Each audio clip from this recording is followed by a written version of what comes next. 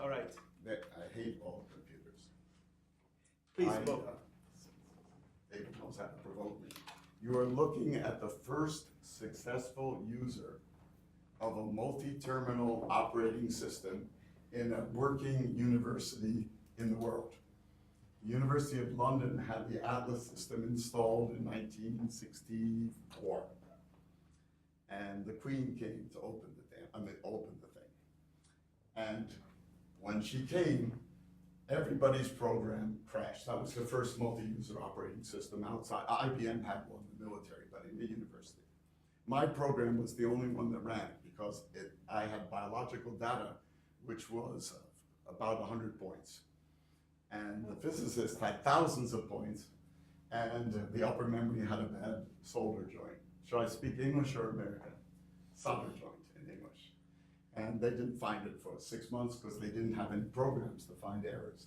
So my program was the only one running, and they showed it to the Queen. I wasn't there. They didn't want to have a yank around when the Queen was there. So I've been using computers since 1964. And I'm very glad to be here on a typical glorious English day. But in fact, since I live in Chicago, I was particularly glad to get away from the snow. We had a freak snowstorm last Saturday that shut down a highway that has 180,000 cars a day for 12 hours, killed one distinguished chef, and had 15 cars. So I was very glad to get away and also not to be in that accident. Okay. So what I'm going to tell you about is a very specific subject that is the essence of molecular biology. I spent the morning at the LMB. They will all agree with this. A few atoms control macroscopic biological function. At the LMB, there will be hundreds of laboratories modifying a few atoms in one protein after another and showing that a macroscopic function, like a big disease, changes. That tells you what this interesting question is. It's inherently multi-scale because that's what happens in biology, not because things are made of atoms. Evolution works on blueprints. The biologists have a different name for blueprints. They're called genes. The only thing that evolution can do is change the blueprint. And the blueprint only changes the structure and charge on proteins. So the great revolution of molecular biology is that if you want to control biology, you work on the molecules. And if you go into a cardiology department in the United States, 80% of the research that is going on on the molecules that control the heart, and no one cares about the blood flow because that doesn't give you control. So these are engineering problems. Engineers are interested in control much, much more than they are interested in function. And I argue that the mathematics of molecular biology provides an enormous opportunity. There are 100,000, someone has the computer on, you can check the number, it goes up every day, 100,000 proteins in which every atom location is known and charge distribution is known 100 times better than Intel knows charge distribution in a semiconductor. Almost none of them have been analyzed with something that you would recognize as mathematics. I do not include arrow models as either mathematics or science because they're vague and nobody knows what they mean. So there's an enormous opportunity here. Now, I apologize to those of you for whom this is going to be patronizing, but I would much rather be patronizing than mystifying. So I want to document the fact that there are a set of proteins called channels that are of overwhelming importance. These are proteins with a hole down the middle. They are in insulating membranes, and they control what comes in and out of cells. And the most important thing they control are electrical signals. So if you have a problem with terrorists, you don't look for the terrorists by searching the campus at Hebrew University. You put a fence around it and you control who comes in and out. And that's the biological strategy that is used universally. Essentially all biology occurs in cells.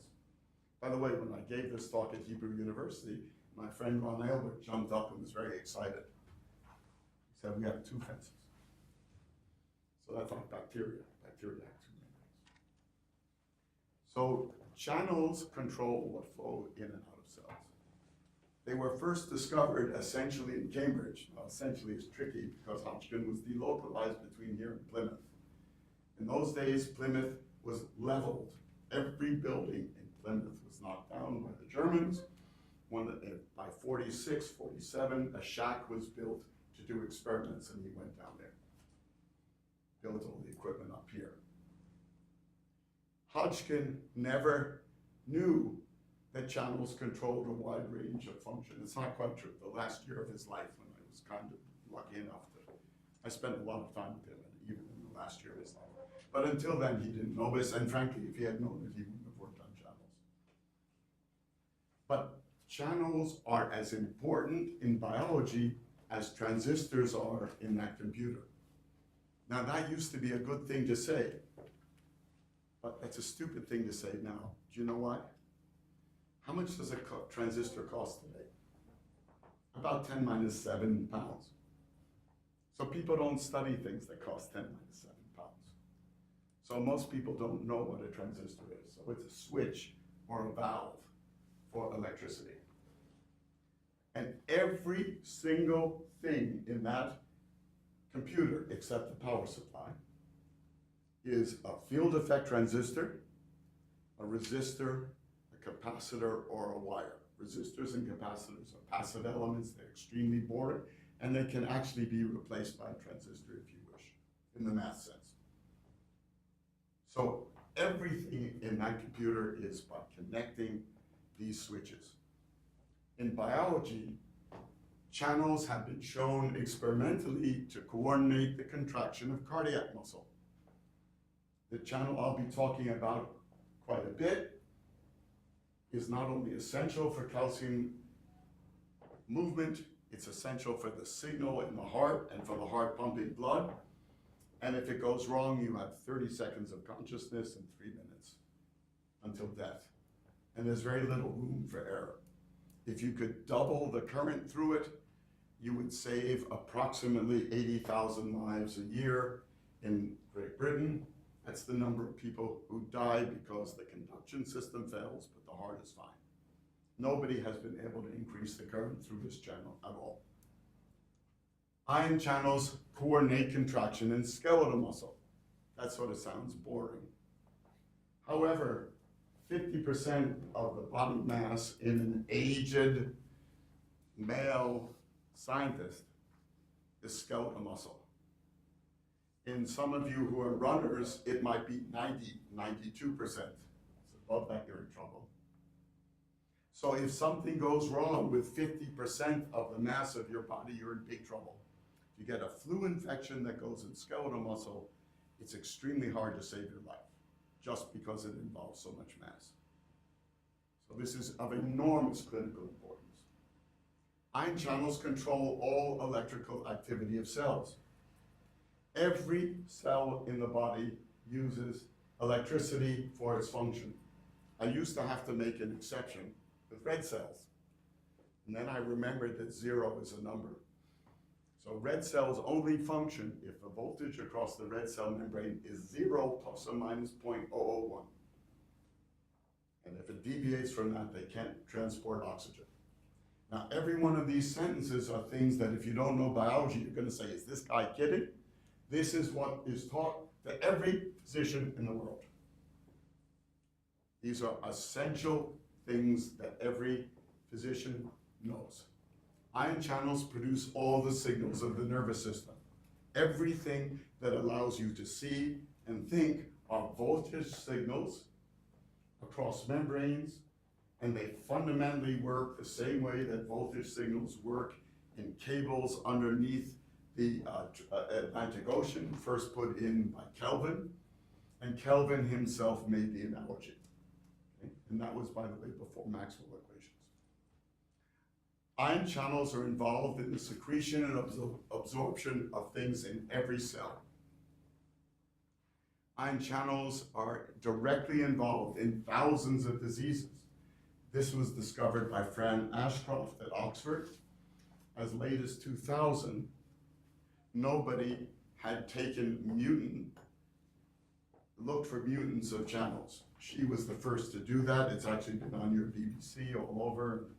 I heard her talking in Iowa. I was making a long distance trip, and I said, "Oh God, it sounds like Fran Ashcroft."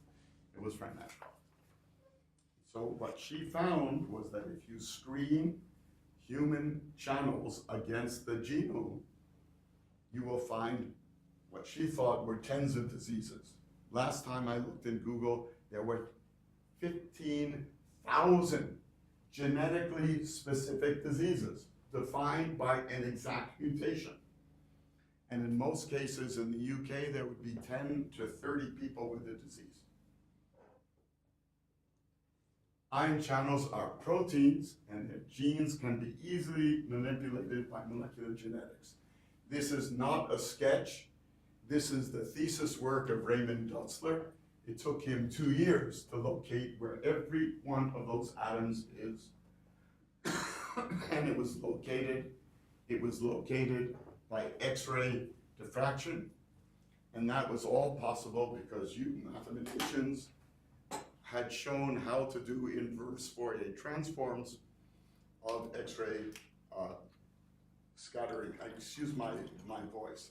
I won't apologize for the American, but I will apologize for the laryngitis. So I want to show you direct evidence because for some reason or other, when people talk to mathematicians, they think they should talk in metaphors and poetry. I like poetry. That has nothing to do with science. This is an experiment which directly demonstrates that just that change in the structure, now these are measured structures, produces a macroscopic change in current. So Raymond worked very hard to put that little bump there. And then he took this protein, put it in an envelope, and mailed it to Chicago, and asked us to measure the current. This is the current through that hole, measured on a centimeter scale in measurements that might take a tenth of a second. So it's hugely macroscopic. Here, that dimension is 10 angstroms. Okay? The diameter of an atom is roughly an angstrom. So it's huge multi-scale.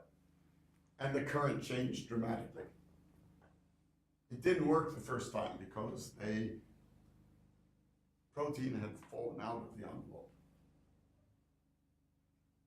So experiments never worked the first time. So the second time we put it in a plastic envelope inside the envelope. If we had asked for permission, we still might have ended up filling in the forms. It was a completely innocuous protein, not hurting anyone. How do a few atoms control biological function?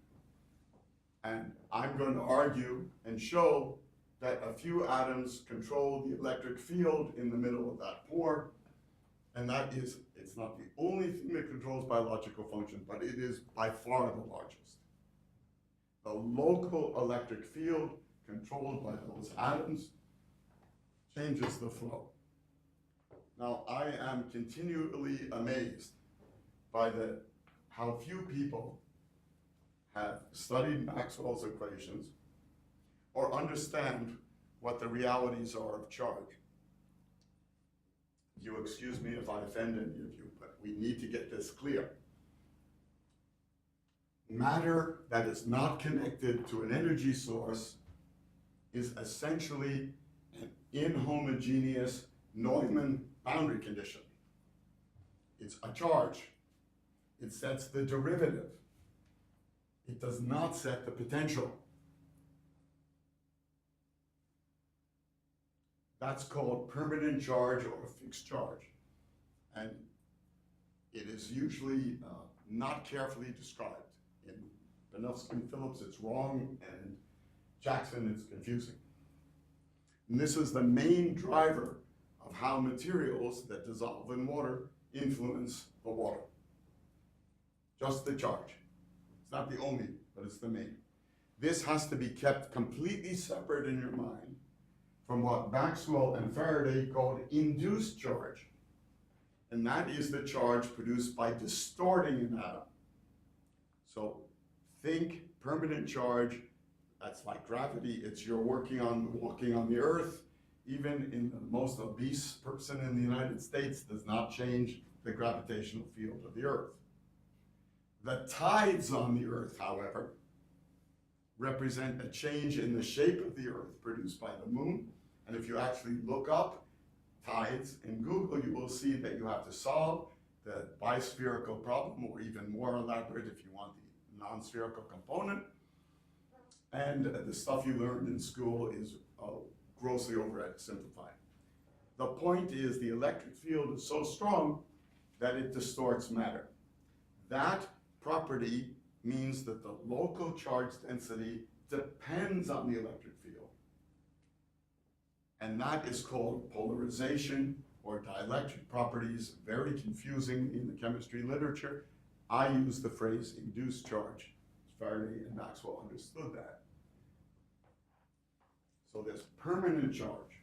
Read sodium ion, chloride ion, calcium. In proteins, read glutamate. What's glutamate? Just think of vinegar. The thing that makes vinegar acid, stick it onto a protein. That's glutamate. Those charges are just an inhomogeneous Neumann problem. And when you have dielectrics, you have a Rolland boundary condition, basically. It's not quite a jump boundary condition. So channels are devices. They have a definite function. They have inputs, outputs, they follow laws, and they have power supplies.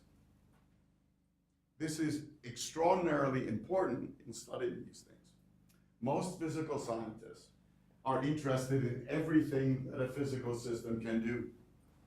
No engineer is interested in everything a physical system can do. If an engineer is given 9 transistors soldered together randomly, it's a fantastically complicated problem. Any of you can run SPICE, you can get the answer. If they're wired in the correct way and the right voltages are applied, you're an amplifier.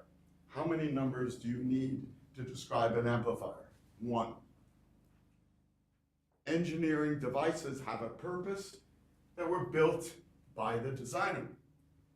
Biology is incomprehensible unless you understand that the heart pumps blood and does not make urine. At every scale in biology, there are devices with robust, reproducible laws that are then connected in hierarchies. That changes the way you ask questions, because your goal is to find out what the device is and how to control it, not everything it could do.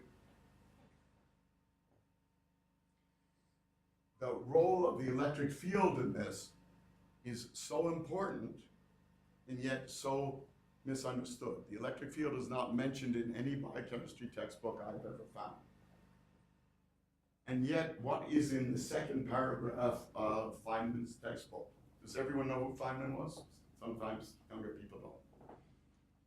He says that if you take 1% of the charge in David's body and you put it at 1 meter, I will respect your French origin, I guess British origin now.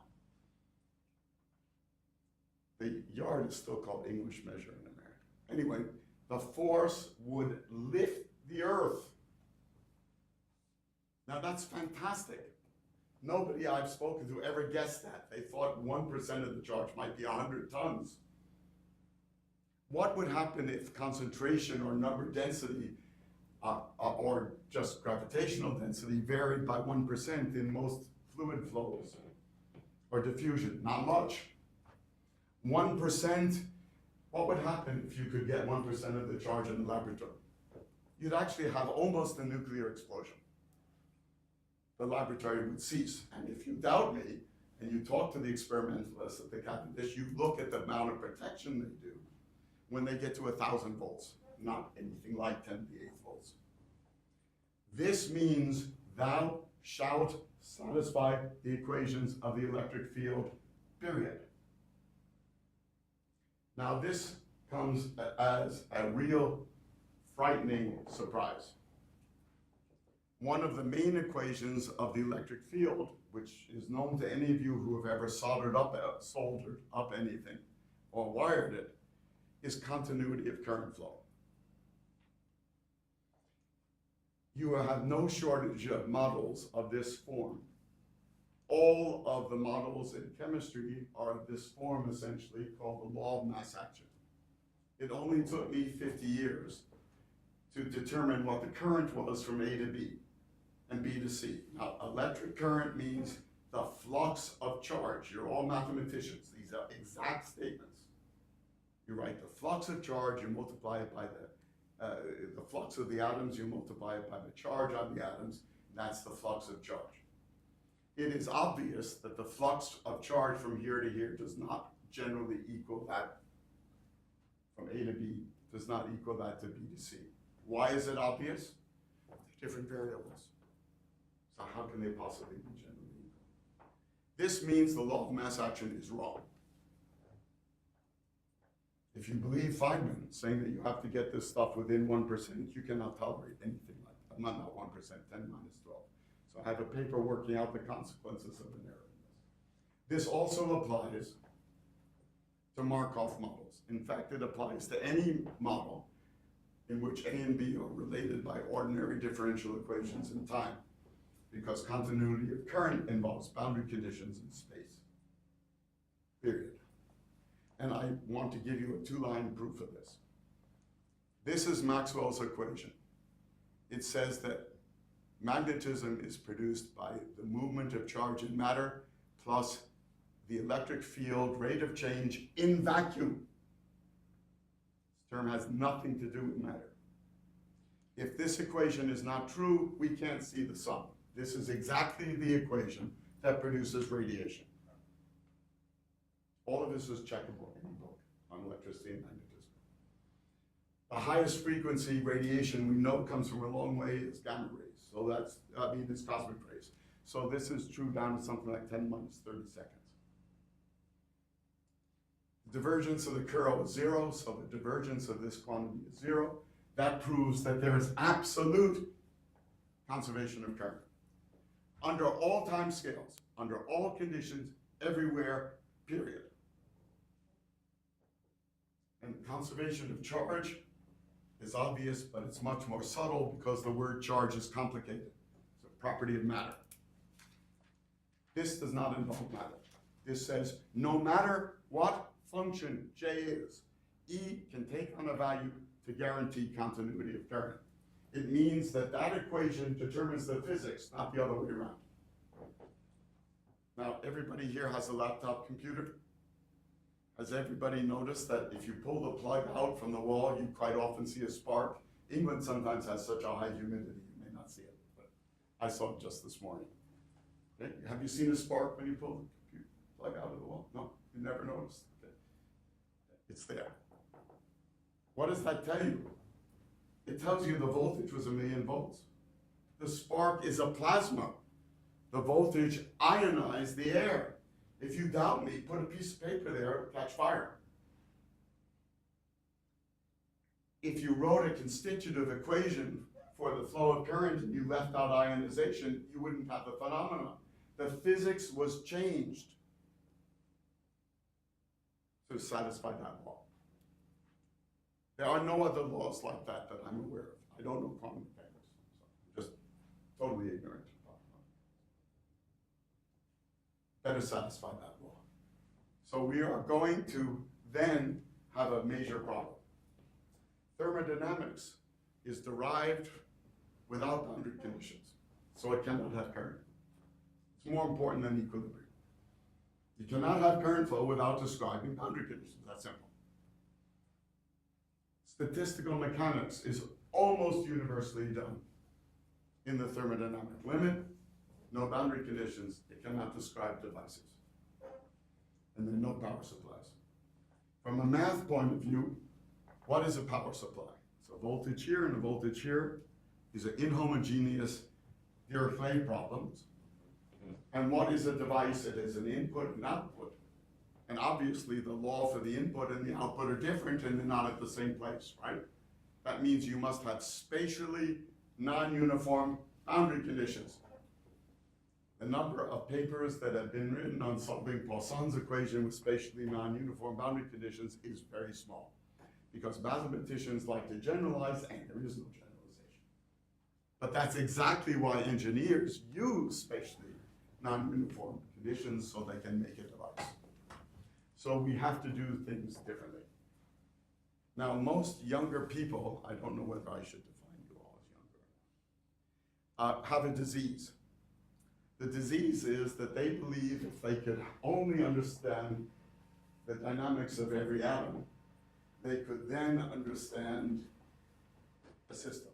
And if they could compute all the atoms in the system. It's a disease because most of the younger scientists who believe that have presumably taken a course in numerical analysis and understood what it means to have round-off error. But none of them seem to remember it, if they do molecular dynamics. So the plain fact of the matter is, and this is a separate talk that I will not give now, that there are many, many systems where conservation laws determine the entire property and all atom calculations cannot succeed in producing the whole properties. What is needed is a hierarchy of models. So in this system, with this amount of discussion, you might think that you should despair. How can you possibly deal with something over 16 orders of time scale? I forgot to say, atoms move in 10⁻16 seconds as a matter of experimental fact. It's actually known in Cambridge in 1848 by kinetic theory. It was right. And biology doesn't happen in 10⁻16 seconds. How can you do this? The way you can do this is by exploiting the fact that biology and physiology are engineering. You have to find out how did evolution go over those scales. Not everything that could happen. And I'm going to show you an enormously obvious adaptation in biology that only took me, maybe 10 years to understand, and previously hadn't been worked out by anyone else. You see, this is the structure of the protein that I talked to you about before, drawn a different way. And these charges are known from the molecular biology. Those charges must have counter ions right nearby. So we can estimate the charge density in here, or we can actually know the charge density of these by taking these charges and dividing by the volume. It's that division that no one had done before. Now you have every right to be skeptical of this, but in many cases these ions are actually visualized in the X-ray, okay? You can count the number of rubidiums in a sodium channel and then divide by the volume. And I find that many people think that I'm playing games with the volume, so you define volume any way you wish. We define it by the a space accessible to the points that are in the middle of the spheres. It's uniquely defined mathematically. And you get a number of 20 molar. Now, 20 molar doesn't mean anything to you until I tell you that sodium chloride is 20 molar. It's 37 molar, excuse me. So this is an incredibly charged system. Something like a third or a quarter of all the atoms have charge. This means it is a biological adaptation. It is extremely expensive for the animal to put that much charge together. It takes a lot of chemical energy, and the mechanical forces are at the limit of what the protein can handle without exploding. And we can make the protein explode. So here is an obvious signature of what biology is doing. Now, our job is to convert that to mathematics and to predictions of experiments. So that it's the same idea as if you get a hunk of tissue from some biologist, and you notice that when you, by mistake, put it on a newspaper, the letters below the newspaper get bigger. You probably should not assume that that tissue contracts or that tissue makes urine. It's probably the lens of an eye. So biology is filled with obvious adaptations, and this is not a vague word. It is a very specific word, and there are tens of thousands of scientists who have defined one adaptation after another and traced them evolutionarily, etc. So our working hypothesis is that it's this very, very high charge density that allows channels to have robust, reproducible behavior. Why does our calcium channel have to have robust, reproducible behavior? What happens if it doesn't? Your heart stops.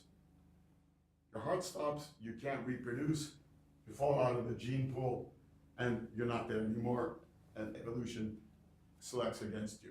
Okay? I actually gave you a rigorous argument, but very quickly.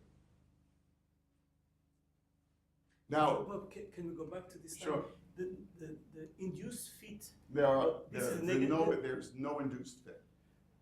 There's no induced charge in this picture at all. These are arginines. Arginines have a permanent charge. Does everybody understand the word permanent? I don't know what other word to use. If you have a better one, tell me. It is a charge independent of the electric field that never changes. So when I first worked with a mathematician, Chun Liu, who is only 250 IQ and fantastic contributor, he didn't know what permanent charge was. Okay? By the way, Maxwell and Faraday didn't know what permanent charge was. The first permanent charge was discovered by J.J. Thomson. Permanent charge means the charge is independent of the electric field. I don't know what else to say, it's a constant. And so you have the plus charge located in one place, and negative charge also there's of what? These are the side chains of the protein that are known to have definite charges. So I don't confuse you. The word acid in chemistry means permanent negative charge. That word base in chemistry means permanent positive charge. This is what chemistry is all about. I'm sorry, you guys, I find mathematicians, I don't know where you were in high school. We learned that in high school. So here you have the plus at one side and negative charges at the other side. Yes. And they are separated. They're separated and built into the protein structure as the protein is built. Okay. Every protein has this. These side chains can be manipulated. At the biophysical meeting in the United States this year, there were about 4,000 papers where people are changing these things to see what they do. So there are more people doing this than there are applied mathematicians in the world. These are permanent charges. There are also dielectric things I'm not talking about because I'm trying to build up the complexity. The reason we have 70 papers is there are 4 or 5 about how to do with dielectric, etc. Okay? I don't want to just give everything at once. These are permanent charges. The sodium and potassium are ions that bounce around. They have permanent charge. An oil droplet does not have permanent charge to speak of. Okay? We're not talking about that. The plain fact is that biology occurs in concentrated salt solutions more than 3/10 molar. Why? I guess no one took an elementary biology course. Where did life begin? The ocean. There is no biology outside of salt water. Period. I don't know of a single case. All of the solutions inside you are salt waters of one type or another, roughly like oceans. And if they get messed up, you're dead. So all of modern surgery is possible because the nurses, I should speak in the United States, I don't know in the UK, the docs don't understand this much. The nurses know how to run the machines so that you can maintain the correct concentrations of salt and the correct acidity, and if that changes much, you're dead. So that's what's done in emergency rooms in the US, you call it A&E. Okay? So everything is in salt. Now, the question of how do you deal with such salt concentrations, which we talked about briefly, David, is a whole separate talk, okay? That I just can't give now. Now, I just want to point out that this question of charge density being so high is not just the property of channels. Channels are about half of the proteins in your body, and about a third of the protein in your body are called enzymes. Enzymes are things that do chemistry, that are catalysts for extremely elaborate chemistry. No one has a computer on now. If you do, open it up, go to Google, type intermediary metabolism. You will see thousands of branches of different chemicals switching to one another. That's what actually was studied here and all over the world. And every one of those reactions has an enzyme that catalyzes it. We took those enzymes and we searched those for acid and base groups, permanent and positive and negative charge, using software of JVN. And to our amazement, we found these active sites had enormous charge densities. So no one understands how this controls catalysis. So I'm giving it to you as a problem for you to work on. What it says is that the boundary condition that the protein provides for chemistry is an inhomogeneous Neumann problem. Now, where is that in chemistry? Well, most people are taught the Schrödinger equation, and they forget that the V in the Schrödinger equation is the Poisson equation. So chemistry is a pair of partial differential equations, Schrödinger, Poisson, and this sets the boundary condition for the Poisson, in my opinion. So that has not been exploited. Now, this idea of crowded charge may seem scary because these are fantastic numbers, but it's good. It turns out that it provides a tremendous simplification, and it allows us to make predictions of what happens in channels that in fact are found experimentally, and that could solve some of the things we were talking about. So crowded charge enables dimensional reduction to a device equation. Most mathematicians know about dimensional reduction. You folks like to take some weirdly complicated set of PDEs and try to find some objective way to get a dimensional reduction. To my mind, this is not a good way to spend one's life, especially in biology, because we know how to make the dimensional reduction, because we know the device equation. An engineer doesn't study everything those 9 transistors could do all connected to each other. He wants to make a game. So what good biology allows you to do is to find the device equation from experiments. It's the existence theorem for a reduced equation. Now, I can't emphasize this enough. How many of you have taken an elementary engineering course? Okay. Well, there are about 1 million people in China who take that every year, and in the US, 200,000 or 300,000. Every thing in an elementary engineering course is about devices, solenoids, amplifiers, and so on. In every one of those, the equation comes first. There is no engineering without numbers. You doubt me? Try to make a box. Go in the machine shop. Try to hang a door. Absolutely nothing can be built without measuring. So the issue is we need to have simple equations to deal with this. The engineers start with a device equation and then they decide how to make it happen. And that's obviously what evolution does. And what we are going to do is to create models in which the charge is dealt with exactly by Maxwell. I shouldn't say exactly, with known error. Known error means what you guys mean, okay? Error bounds. And we have to deal with the fact that ions can't fall on top of each other, and that we don't know how to do properly, but we know how to do very well. And we're calling that steric repulsion. In a crowded system, obviously that's what you want to do, because you have repulsion and you have strong electric fields. Remember, the electric force is going to dominate, but it's going to be balanced against the steric force, which may be almost as large. Now, there are 2 ways to do this. The correct way to do this is variational.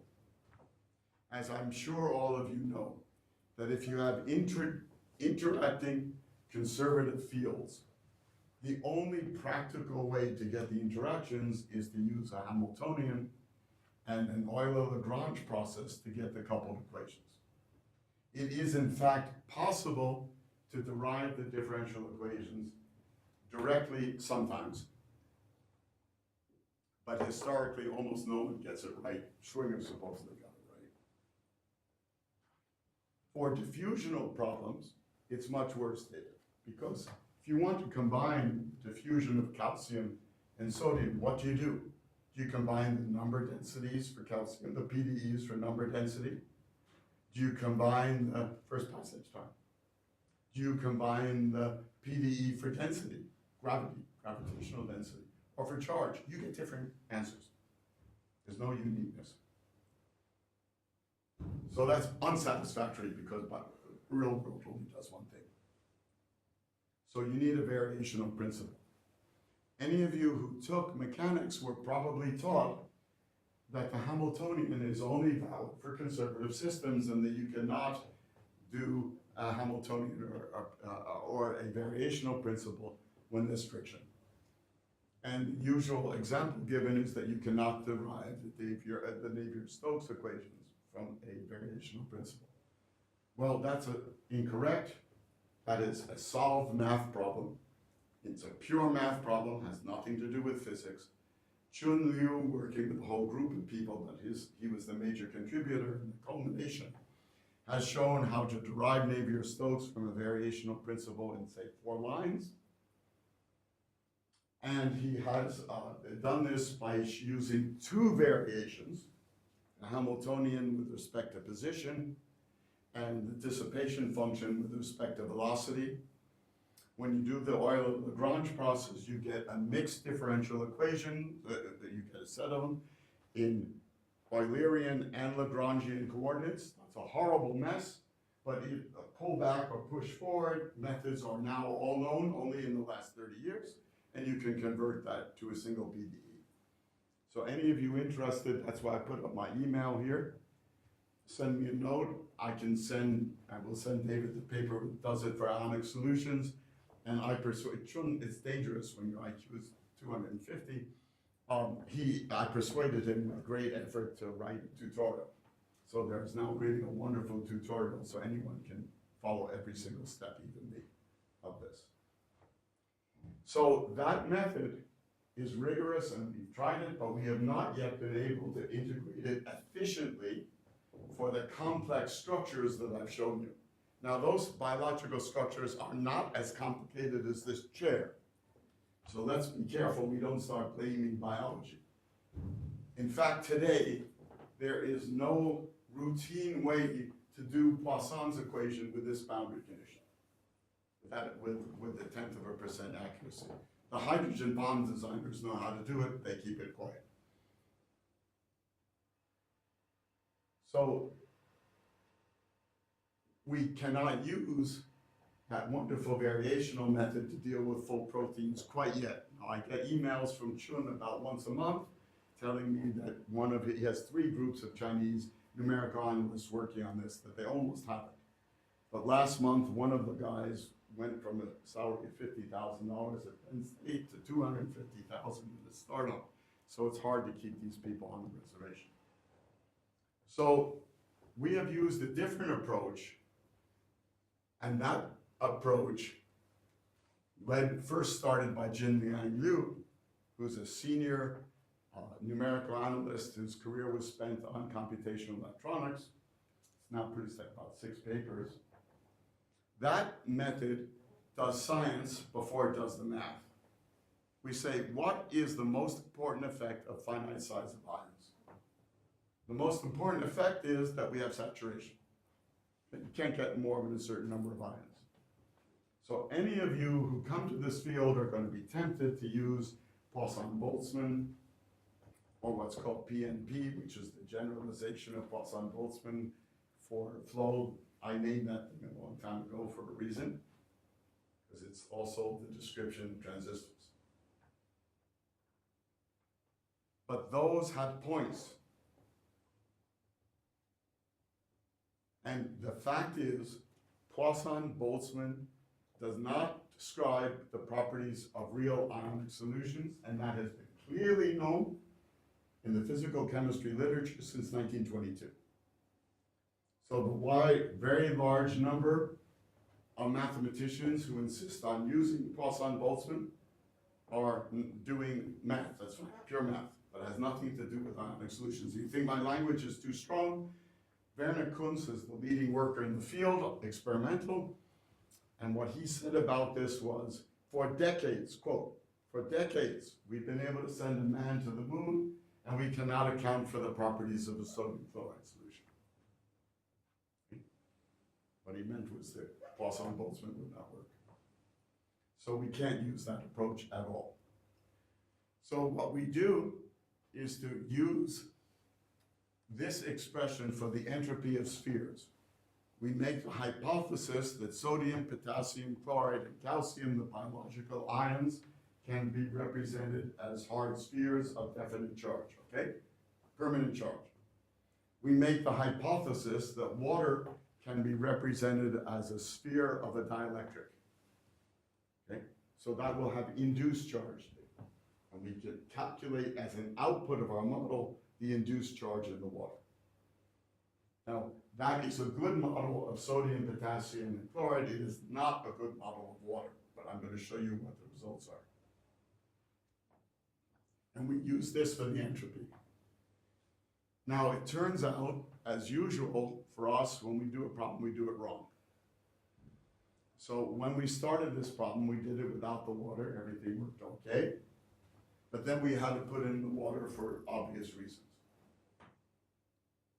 We expect that would make everything easier because the water is real. None of the numerical procedures worked. And then, some idiots that we are, it occurred to us both, one in Taiwan and one in Chicago about the same time. We had left out voids. You cannot fill space with spheres. So you have to add to this model voids, gaps between the spheres. Then everything numerically converges beautifully and you get the results I'll show you. Now, as often happens, lots of people like to claim credit for something that they didn't do. So I had nothing to do with that Fermi distribution. That was worked out by Jin Yang Liu. And I just want to point out that these people got it wrong. There's nothing wrong with getting it wrong in science. They made a major contribution by showing the question and going along the path. Their expression is incorrect, does not have the right limits, and does not describe the entropy. I don't care about that, but several of them at MIT have been going around the world claiming that they did it, and their paper doesn't have that formula in it. So I'm sorry, I don't like to be nasty, but it's important for Jin, not for me. So the question we ask, can this extremely simple approach, which is okay if you want to laugh at, okay, because it's way oversimplified, can we possibly deal with the biological realities and the realities of salt solutions? That's now a scientific question. The math is, can we convert those ideas into unique predictions with Maxwell's equations? The answer is yes. And we'll show you how well we can do. Now, there are no shortage of extra chemical complexities, David, that we can add. That's why I was with Jean-Pierre Hansen. He has spent a lifetime studying those. But our goal was to be an engineer. We're going to do the simplest treatment, see whether it deals with the biology, and then we will, and also the elementary physical chemistry. Then we'll see if we need these other things. Not ignorance. Actually, that book I bought in 1961. So I'm not an expert, but I know it exists. Okay, so here's the evidence. The first thing that we wanted to study is salt water. Now, if I've made any impact on you, you know why we want to study salt water. Because all of life occurs in salt water. So maybe we ought to calibrate the thing against salt water first. So we took the simplest model that we could of hydration shells. This was the water around an ion. This was so oversimplified that I, with my great genius, told Jin, don't even bother, because we're going to waste a lot of time getting bad results. Fortunately, he didn't listen to me. So we took that model of occupancy. We have a model with experimental data and one adjustable parameter for each ion that has never changed. And we got the activity curve for sodium chloride. Red is theory and the dots are experimental. That's about as well as anyone has ever got it with any model. The referees told us. There are about 20,000 papers in this field, of which Jin and I have read 3. So, dependent on the referees. And it was in the Journal of Chemical Physics or Physical Chemistry. I mean, it was seriously refereed. So we do very well. Now, I find people don't know what activity is, so it's a little hard for me to explain this right from the beginning. But activity has the same role in the theory of ionic solutions that density does in Navier-Stokes or height does in gravitational field. It is the elementary thermodynamic quantity in any ionic solution. I can't put it more strongly. It's the first thing you have to predict. And people sometimes think that activities are fudge factors. I have no idea why they believe that. These are experimental measurements. They were first made around 1900. The measurements in 1900 are usable today with about 1% accuracy. And these numbers can be measured to about 0.1% by some 10, 20 different methods. So very, very good data. Now this curve absolutely blew our mind, and it's why I'm going to Imperial on Friday, because one of the world's leaders is there, and he told us that he didn't know how to get this curve. So he's worked on this a long time. I have no comment, but I just know that we got it with one adjustable parameter, and the point here is this is calcium. I'm sorry, I didn't say that. And calcium has 2 charges, and so it is a very different object and much harder to deal with. So what this shows is the approach works for getting the stationary properties of ionic solutions. What about ion channels? Well, here's a channel called grammacidin. This is more or less the structure of grammacidin. Unfortunately, all of British science paid a terrible price because Margaret Thatcher was asked to work on grammacidin as an undergraduate. And grammacidin is an extremely hard molecule to work on in bulk, and she got no results. I actually met the man who was sharing the table with her. And she was so angry at British science that she went to the University Grants Committee and personally cut out all of the graduate fellowships for physiology at Cambridge. And I've heard that from 2 people who were on the committee. Unfortunately, both dead. Well, maybe if she hadn't been given grammacidin, she wouldn't have been quite so bad. By the way, I'm not anti-English. If you ask me about the American politicians, they're worse. So how do we do with this?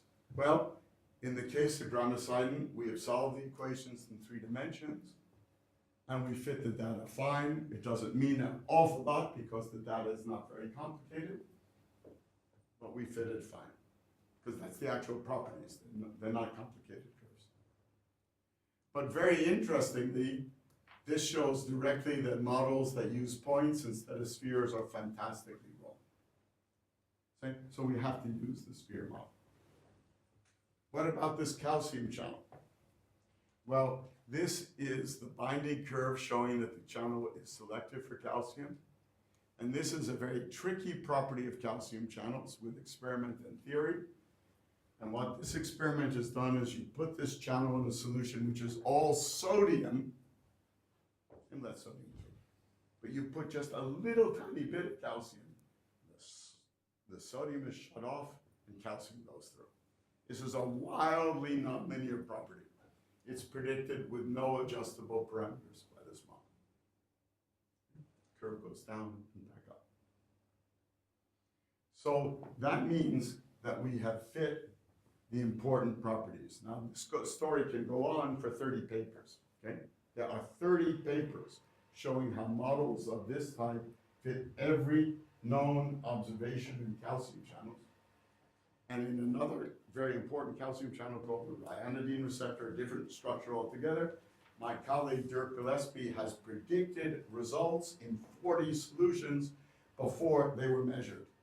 And some of those results are extremely complicated. I have the slides, but I didn't want to give a biology talk. That's all been published a long time ago. So now I just wanted to give you a little bit more mathematical detail, because this is, after all, a math talk. So the crucial point here is that we must include flow,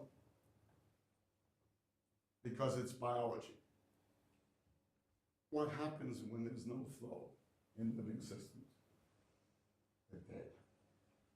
There are no living systems or cells that exist without flow. You can tell a lot by anatomy of dead things, but you obviously can't tell how it works. Now, I cannot emphasize this point enough. If you take an engineering device and you unplug its power supply, so it goes from flow to non-flow, what happens? Does it get simpler or harder? It gets much harder. If you take your car, I'm going to try to say this in British, and you put water in the petrol tank, it's a perfectly defined physical system. It is a lot harder to analyze than if you have petrol in the tank. If you have a BMW and you put kerosene in the tank, or the wrong octane, do you call it octane here? The quality of the petrol. You'll get uneven combustion, and you have a tremendously hard problem. But if you put the right petrol in, the combustion is even, and it's a very simple problem. The fact is that when you're dealing with systems, you have to have the power supplies in. Why did I say all these words? Almost all chemistry assumes no flows. Almost all chemistry is done at equilibrium, and almost all chemistry cannot describe devices, period. Now, I warned you early that I was going to say things you might not believe. So you owe me an email if you want to discuss this. You have every right to not agree or believe what I'm saying, but then you have to give me a chance to document it. And by the way, all of this stuff has been written up in papers that have been refereed by members of the U.S. National Academy, fellows of the Royal Society in Physical Chemistry, and so on. So when we extend to non-equilibrium, these are the flow equations that we use, and I'm not explaining them because it's an ongoing subject and take too long. But we call this the Santangelo equation because he was the first one to derive it, that we know of. And what it does is take a far-field Poisson equation, which is identically Maxwell, and extends it into the region where water matters. It is not unique. It is a question of ongoing work, and we actually have a paper under refereeing now that we can do better. It gives the same results. But this is the equation we used for all the tests. And I just want to warn you all that if you want to do these kind of electrodiffusion problems, it's extremely important that you not just put them into MATLAB or integrate them without looking in the literature. Because they have, here are the papers and books, they have an extremely nasty property that for many standard numerical procedures, they converge, but to something that is not a solution. So this was worked out in the 1970s and 80s in the semiconductor literature, and those are the papers. So in order to actually get good solutions, there are a variety of tricks. They're described, I hope, in great detail in our latest paper.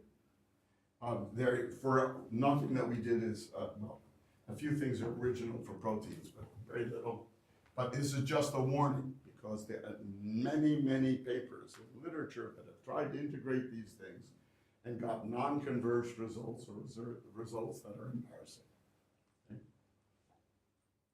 So the crucial thing here is to respect continuity of current, because when you do a numerical step, a discretization, what's going to happen if you have any violation of continuity of current? You're going to have a buildup of charge. What is that going to do to the forces? You've already seen what 1% error will do. And you'll get rapid and terrible well, it'll diverge usually. You hope it diverges. So these are things that are just warnings, but they're nothing to be frightened of. These are all solved problems in the computational electronics literature. How many people are doing those problems? There are approximately 10,000 versions of this code available on the web. The semiconductor and computational electronics business is one of the biggest in the world. And every transistor that has ever been built is designed by integrating these equations. Don't believe me? Drop me a note. So I think I'll stop at that stage because I think I've been on you long enough. But I just say that there are a lot of fascinating results about looking inside an ionic channel and showing what the physical implications are of these models for things that we don't know how to measure directly. Okay? I've shown that we fit things we measure. I've told you there are about 50 papers showing they fit everything. So maybe we're allowed to look inside and make specific statements about, for example, you're interested in what the water does. And well, I just showed you that we can, because you're interested in water. There's water density, and there's the dielectric function, which is a property of the polarization of the water. So output. So all of that is there. We don't understand, David, we don't understand what these things mean for function, but they're outputs of the model, and we have the whole model. So I hope I've showed you that by using careful analysis, respecting always the electric field, and respecting mathematics, I didn't say this, everything we do is consistent, and all of these numerical procedures are checked against exact solutions, even though it's a nonlinear problem. Gu Wei found some exact solutions, so lots of credit for him. He didn't do that. We check everything against it, and we check it repeatedly, because guess what? We make programming errors.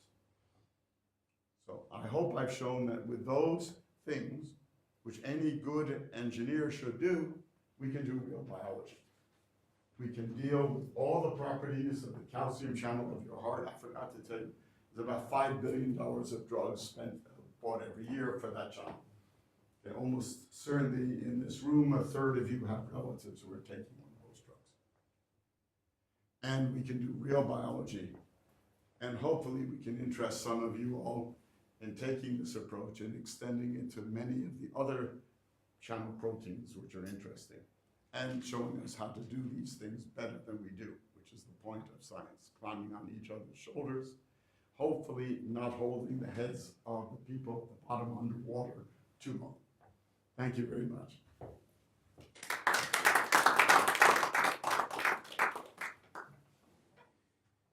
Thank you, Bob, for this talk. Is there any questions or comments or remarks? Yes.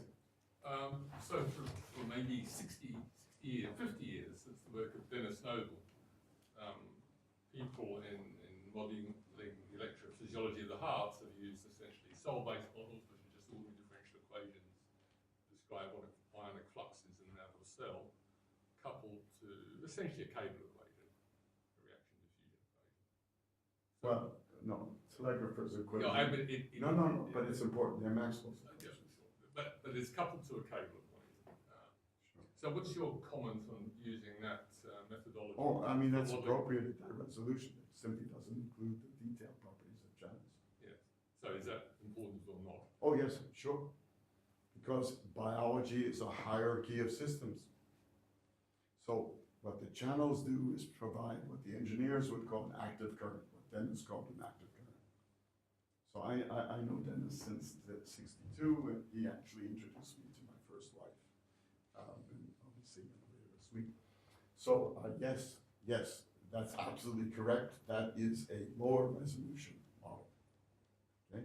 So in fact, if you want to do those problems in 3 dimensions, with Green's functions, Julian Cole and Victor Barcelon and I wrote a whole series of papers doing that analysis on spheres, cylinders, thin planes, and what we call syncytial cells, tissues like the heart made of many cells. So that's all been done analytically. It was before computers. And it's in Kevorkian and Cole, the book on perturbation theory. So yes, that has a tremendous role for what it explains, which is long-range phenomena. but it does not include the detail of what drives those things. Okay, does that? Yeah, no, clear? it's clear. That's Okay. clear. I just wanted your comment. No, I Yeah, understand. now I need to add a sentence about this, which is sort of important, because it's the perfect counterexample to these idiots, I mean people, who believe they can do everything in atomic scale. Do you all know what a propagating action potential is? That's the name of the signal that goes along a nerve. Okay?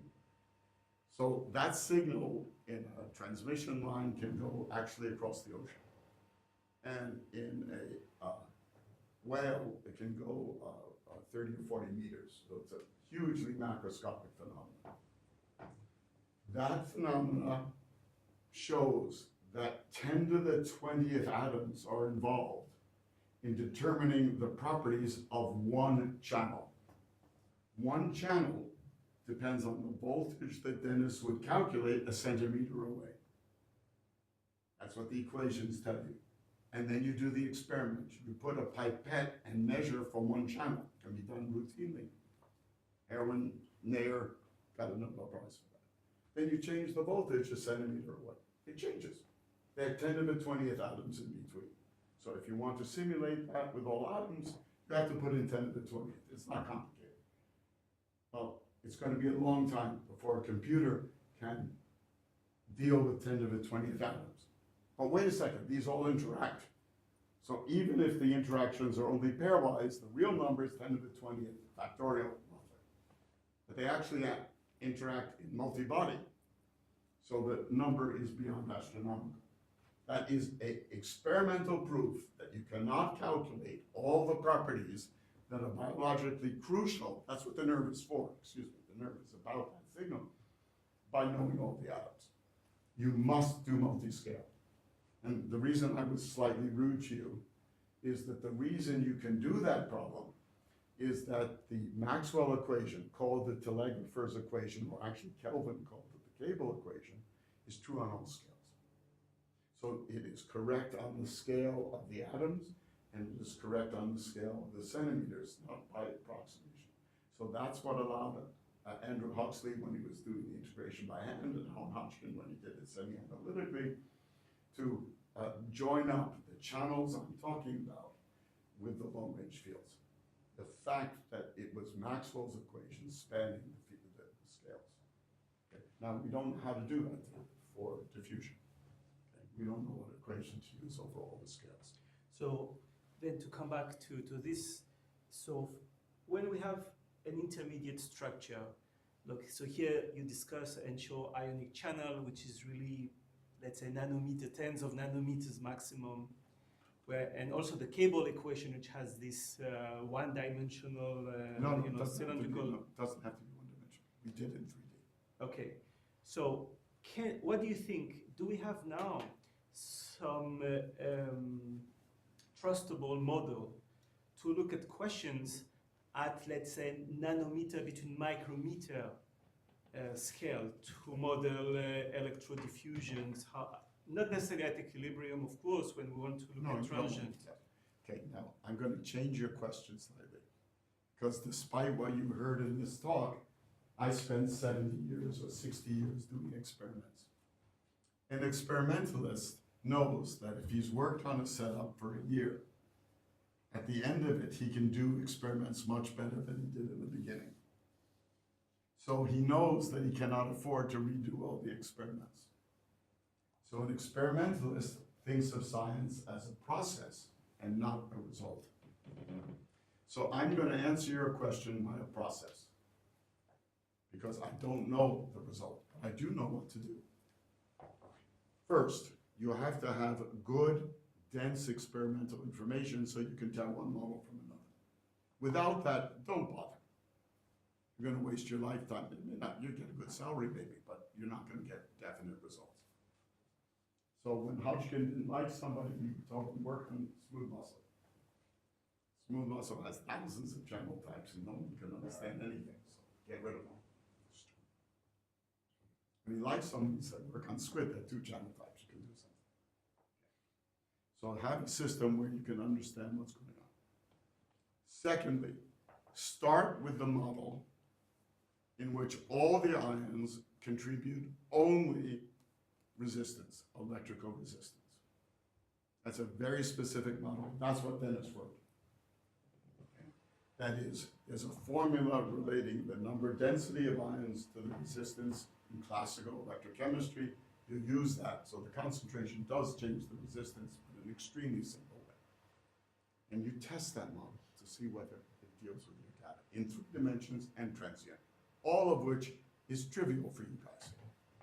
We did a lot of that analytically. That was not trivial, including at one stage we summed several 100,000 terms by hand because the damn computers were out. Okay, but you can do all that. Now, if that doesn't work, then you have to find out what physics have you left out. And we need to, that's best done experimentally. It's a lot safer than theory. Just to find out the kind of physics. And then you put that in. The problem is that in ionic solutions, everything interacts with everything else, because how far does the electric field extend? Well, when there's current flow, it's to infinity. That means you have to use variational methods if you have water flow, diffusion, and migration. You may be able to simplify them after you've done the problem, but not in the beginning. So the first thing is to do the quote cable equation result, which I want to say again, is 3-dimensional and involves concentration, but in an extremely simple way. I don't think I ever wrote it down, but it's in every physical chemistry book and every electrochemistry book on page 10. Okay? And see if that will fit your data. Okay. Okay? Thank you. And then you go on. Okay. Thank you. Let's thank Bob again. Thank you, Bob. So remember the boundary condition. When you walk out of here and say, are you kidding? You owe me an email.